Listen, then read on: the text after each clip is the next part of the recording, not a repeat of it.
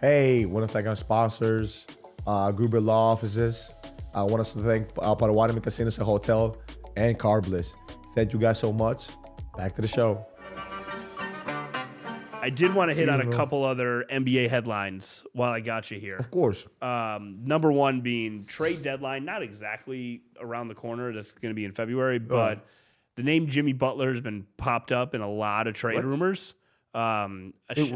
Hold up, let me stop you right there before you continue. Mm-hmm. What do you mean, Jimmy Butler? Like the Miami Heat, Jimmy Butler? Miami Heat superstar. He's getting traded? Jimmy Butler.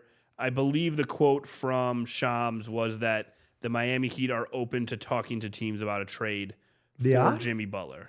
I don't want this to be the show where we're like, oh, he should go to Golden State. He should go do this. No, that's not going to be the show. But from your perspective, I'm trying to find the so per Shams Charania from ESPN, the Miami Heat are open to trading Jimmy Butler. And so it's been going all over the place. Yeah. If you just look at his skill set, what kind of players, I don't even want to do name specific because what I don't want to have happen is we open Twitter tomorrow and it's TA says Jimmy Butler is going to play for the Memphis Grizzlies. First of all, anybody who watches this podcast and listens to this podcast knows I don't talk like that. I give you my honest opinion and our honest critical thinking, because you need critical thinking to even have an opinion. But that's what I really believe. I'm not saying this because I have any. So critically think on this one then. Jimmy, you know his skill set, obviously. What kind of player or what players do you think he would be best paired up with? How do we maximize what's left of his Hall of Fame career? What's left? Wow. He's only like 30. He's probably like 35, right? Yeah. He's got time left. Not 30. He's 35? He might. He's not 35. 34 maybe. 33, 34. He's going to be like 34, turning 35 in a month. Okay. So penning with, he's always had good cast, supporting cast, like in Miami. I mean, what do you mean, like another superstar? He's 35. He's 35, okay. He turned 35 in September. Okay. So I'll just use my example. I think Jimmy would be an amazing piece on the Dallas Mavericks. With who? He's a wing defender, so Luka doesn't have to play, be put in those positions. Okay. He's got a willing guard in Kyrie who can score the basketball, but also is going to make great decisions and can hit a slasher. I just think his game, his style of play, bodes very, very well in Dallas. Okay. So let me give you my like all the experience I have and everything I've done. Like I've done seminars for, I told you this, right? I've done seminars for like front office and kind of see how the salary cap works and everything. It would be devastating salary cap wise for Dallas. You can think about how much money is Jimmy making? 50s. Yeah, how much money Kyrie is making? How much money is Luka making? Now, from a basketball sense, I should have told fans and a lot of like the trade scenarios in my own head. I leave that to the smart people. No. It's not about being smart. It's about like really having knowledge of like how, if this can work. People just throw out their trades, but they don't even know if the money match, if the contracts, if the roster spots, and all these other things that you have to know before you make a move.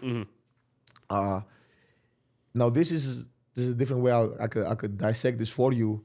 It would be more guard dominant, right? So then you might give up size, but he could play anywhere, bro. It's Jimmy Butler. He really can play anywhere. He can play anywhere. Give me another one. What else do you think? It's just the names that have been popping up. Golden State. Golden State. They just traded all their. They got rid of Clay because of it might be easier. Salary cap, but might they might be able to. And because of the thing with Clay, it might be easier when the standpoint of salary cap as well. I think they do have money to spare. They did pay Jonathan Kuminga, great prospect. He had a great game. He's going to be a great guy for Golden State. And for the NBA in general, like a great product. Like he's going to be a great player. Let me throw another duo to pair him with. Who? This isn't realistic, but how would Jimmy play with Dame and Giannis? How would that game fit? I don't know. I couldn't tell you because we have a weird. Our dynamics are weird. I can tell you why. Because people might say like, oh, he doesn't want to say because of the Bucks. No, I'll give an example. Like, there's a reason like a lot of guys who are catch and shoot slashers come to Milwaukee and their game automatically becomes high elite. There's a reason. Like Bryn Forbes was making 50-something%. Malik Beasley, 50-something%. Torian Prince this year, 50%. Gary Trent Jr. this year, shooting the ball well as a late. But forget about them. Tony Snell. If you go back to the Bucks, not even now with the gravitational pull of Dame, gravitational pull of Giannis, gravitational pull of Chris. Fiesta, we say in Europe, fiesta. You know what I mean? So you gotta understand, like, it's different. It's different. So now that it's I can't. That's why I don't say it, because that's why I don't want to say something, because For sure. like I said, you see why those guys excel. But Jimmy is kind of very different. Like he's this entity that they can carry you. He's proven it in the past. Can carry you to multiple wins and games. It was interesting.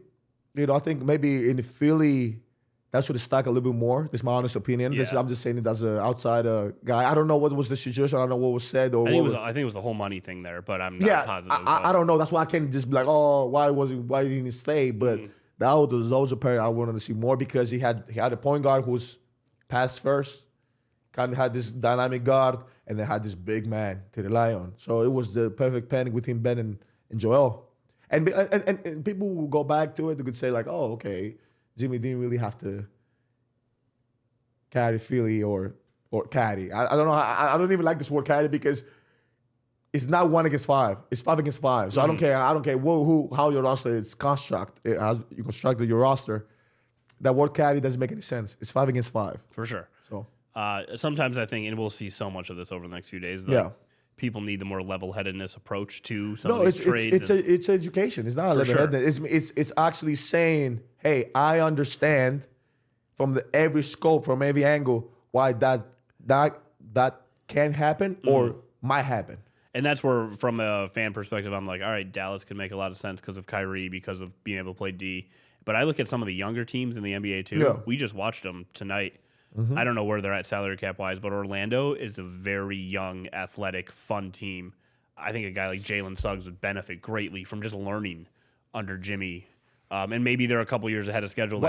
I agree with you. I'm right there with you. It's just, so now let me give you an example, right?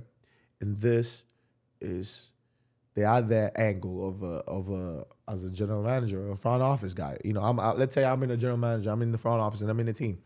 And I'm not scouting, and I'm saying, okay, this guy. And obviously, if you don't want instant wins or instant, you want to get somewhere. He's the missing piece. He's going to get me over the hump.